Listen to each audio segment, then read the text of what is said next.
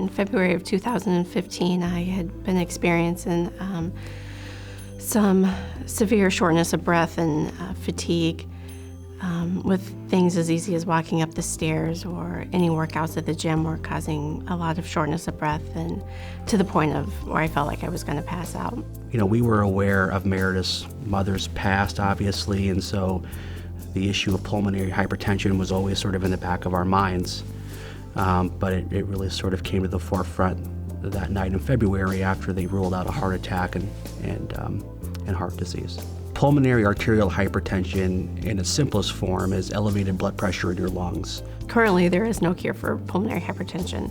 I've always been active in learning about PH since my mom passed away in 1992, so I've always kind of been a little involved, donating here and there, and staying really up to date with the prognosis of the disease itself. When the diagnosis came down that I now had PAH, I knew that I needed to do something bigger to help other families. She was as equally committed to helping others as she was to seeking out her own care. It was pretty overwhelming to see her fight sort of rise up past herself and onto others. And so we knew we needed to do something more to sort of fuel that fight in her, and that's where Blue Lips sort of originated from.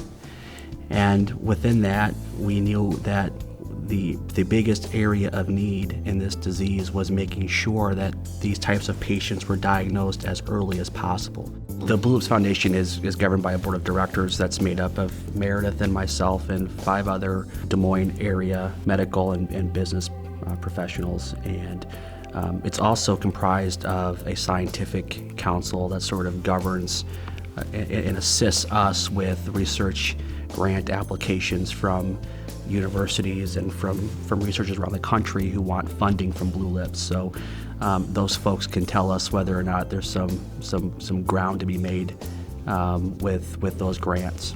The goal, of course, is to make sure that folks who have pulmonary hypertension are diagnosed as early as possible, because with all the advancements in the therapies that are available today, they do us no good if folks are diagnosed too late in the game.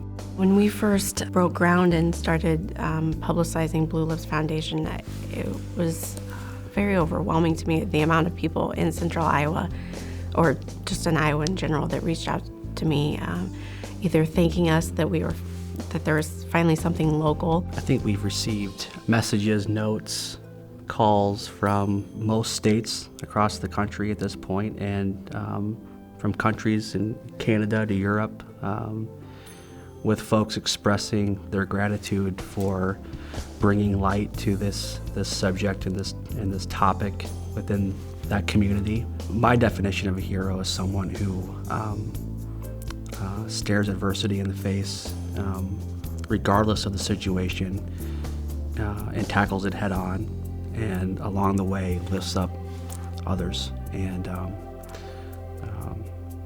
she certainly epitomizes that.